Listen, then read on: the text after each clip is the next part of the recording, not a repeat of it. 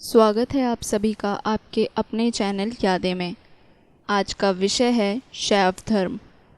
शैव धर्म जिसके संस्थापक स्वयं भगवान शिव हैं। भगवान शिव हिंदुओं के प्रमुख आदि देव हैं जो हर हृदय में वास करते हैं और इस संसार के रचयिता भी हैं। भगवान शिव प्रत्येक हिंदू के जीवन में एक महत्वपूर्ण स्थान रखते हैं। तो वीडियो को अंत तक देखें और चैनल को सब्सक्राइब करना ना भूलें। आइए जानते हैं भगवान शिव से जुड़े महत्वपूर्ण तथ्य और शैव धर्म के इतिहास को। भगवान शिव की पूजा करने वालों को शैव एवं शिव से संबंधित धर्म को शैव धर्म कहा गया है। शिवलिंग उपासना का प्रारंभिक पुरातात्विक साक्ष्य हड़प्पा संस्कृति के अवशेषों से मिलता है। ऋग्वेद में शिव के लिए रुद्र नामक देवता का उल्लेख है, जिसमें 12 रुद्रों में से मुख्य रुद्र ही आगे चलकर शिव, शंकर, भोलेनाथ और महादेव कहलाए हैं। अथर्ववेद में शिव को भव, शर्व, पशुपति और भूपति कहा गया है, जिससे यह सिद्ध होता है कि भगवान शिव सर्वव्यापी आदि देव हैं। लिंग पूजा का पहला स्पष्ट वर्णन मत्स्य पुराण में मिलता है। महाभारत के अनुशासन पर्व में भी लिंग पूजा का वर्णन किया गया है।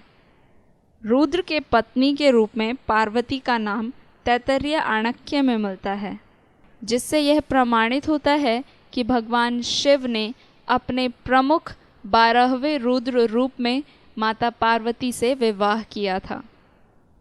वामन पुराण में शैव संप्रदाय की संख्या 4 बताई गई है। ये है पाशुपत, कापालिक, कालामुख और लिंगायत। पाशुपत संप्रदाय शैवों का सर्वाधिक प्राचीन संप्रदाय है।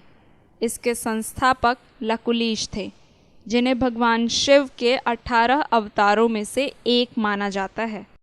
पाशुपत संप्रदाय के अनुयायियों को पंचार्थिक कहा गया है। इस मत का प्रमुख सैद्धांतिक ग्रंथ पाशुपत सूत्र है।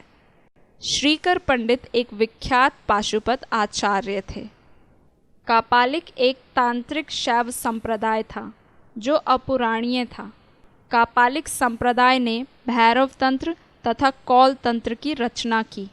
कापालिक संप्रदाय पाशुपत या शैव संप्रदाय का वह अंग है जिसमें वामाचार अपने चरम रूप में पाया जाता है। कापालिक संप्रदाय के अंतर्गत नकुलीश या लकुशीश को पाशुपत मत का प्रवर्तक माना जाता है। यह कहना कठिन है कि लकुलीश ऐतिहासिक व्यक्ति था अथवा काल्पनिक। इनकी मूर्तियां लकूट के साथ है, इस कारण इन्हें लकुटीश कहते हैं। कापालिक संप्रदाय के इष्ट देव भैरव थे। इस संप्रदाय का प्रमुख केंद्र श्रीशैल नामक स्थान था। कालामुख संप्रदाय के अनुयायियों को शिव पुराण में महाव्रतधर कहा गया है। इस संप्रदाय के लोग नर कपाल में ही भोजन, जल तथा सुरापान करते हैं और साथ ही अपने शरीर पर चिता की भस्म मलते हैं। लिंगायत संप्रदाय दक्षिण में प्रचलित था। इन्हें जंगम भी कहा जाता था। इस संप्रदाय के लोग शिवलिंग की उपासना करते थे। वसव पुराण में लिंगायत संप्रदाय के प्रवर्तक अल्लभ प्रभु तथा उनके शिष्य वासव को बताया गया है। इस संप्रदाय को वीरशिव संप्रदाय भी कहा जाता है। 10वीं शताब्दी में मत्स्येंद्र नाथ ने नाथ संप्रदाय की स्थापना की। नाथ संप्रदाय भारत का एक हिंदू धार्मिक पंथ है। मध्य युग में उत्पन्न इस संप्रदाय में बौद्ध, शैव तथा योग की परंपराओं का समन्वय दिखाई देता है। यह हठ योग की साधना पद्धति पर आधारित पंथ है। शिव इस संप्रदाय के प्रथम गुरु एवं आराध्य हैं। इसके अलावा इस संप्रदाय में अनेक गुरु हुए, जिनमें गुरु मच्छेंद्रनाथ, मत्स्येंद्रनाथ तथा गुरु गोरखनाथ सर्वाधिक प्रसिद्ध हैं। नाथ संप्रदाय समस्त देश में बिखरा हुआ था। गुरु गोरखनाथ ने इस संप्रदाय के बिखराव और इस संप्रदाय की योग विद्याओं का एकत्रीकरण किया, अतः इसके संस्थापक गोरखनाथ माने जाने लगे। भारत में नाथ संप्रदायों को सन्यासी, नाथ योगी, अवभूत, कौल, उपाध्याय, कालबेलिया, गिरी, पुरी आदि नामों से जाना जाता है। इनके कुछ गुरुओं के शिष्य मुसलमान, जैन, सिख और बौद्ध धर्म के भी थे। इस पंथ के लोगों को शिव का वंशज माना जाता है।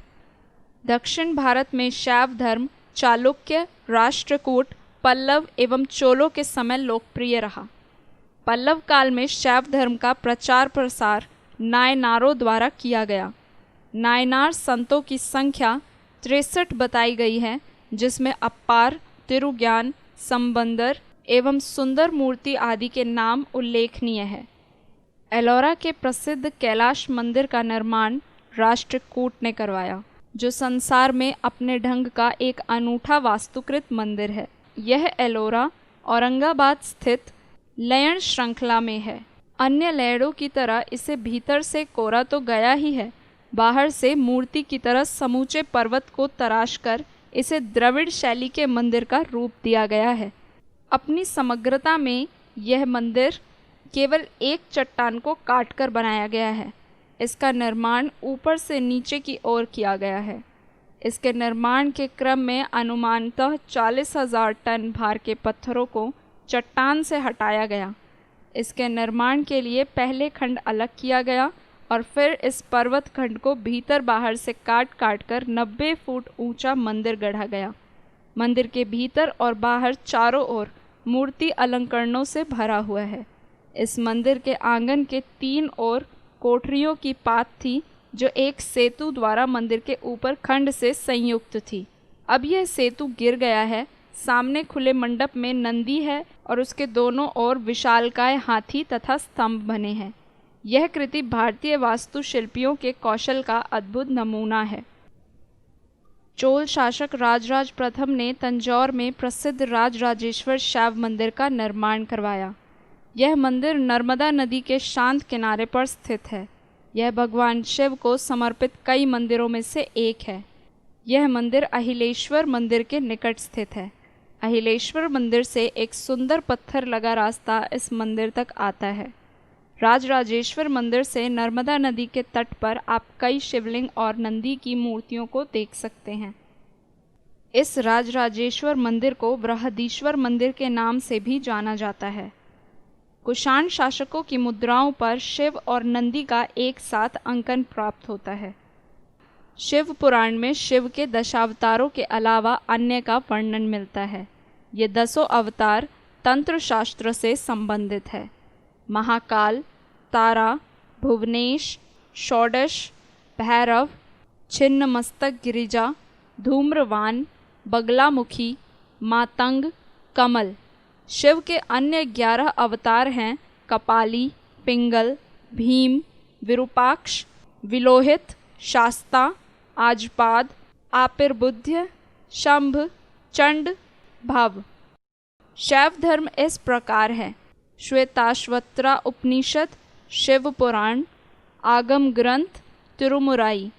शिव तीर्थ हैं बनारस, केदारनाथ, सोमनाथ, रामेश्वरम, चिदंबरम, अमरनाथ, कैलाश मानसरोवर।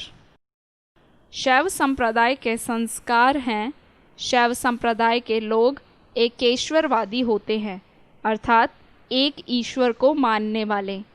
इसके सन्यासी जटा रखते हैं।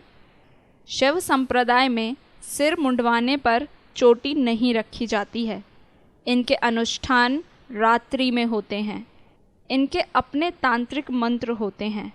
यह निर्वस्त्र भी रहते हैं, भगवा वस्त्र भी पहनते हैं और हाथ में कमंडल चिमटा रखकर धूनी भी रमाते हैं। शैव चंद्र पर आधारित व्रत उपवास करते हैं।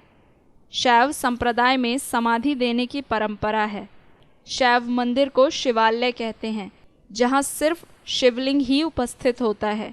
यह भभूति तिलक आड़ा लगाते हैं। शैव साधुओं को नाथ, अघोरी, अवधूत, बाबा, औघड़, योगी, सिद्ध कहा जाता है। ये थी शैव धर्म से जुड़ी महत्वपूर्ण जानकारियाँ एवं इतिहास। शैव धर्म जो भगवान शिव की देखरेख में फल फूल रहा है, इसकी शाखाएं बहुत विशाल है।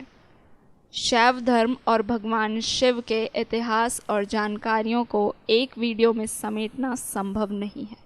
यह महत्वपूर्ण जानकारियाँ यदि आपके ज्ञानवर्धन में उपयोगी हों तो इन्हें अपने मित्रों, परिवारजनों और प्रियजनों तक ज़रूर पहुँचाएं। चैनल को सब्सक्राइब कर लें और वीडियो पसंद आई हो तो इसे लाइक करना ना भूलें। ओम नमः शिवाय।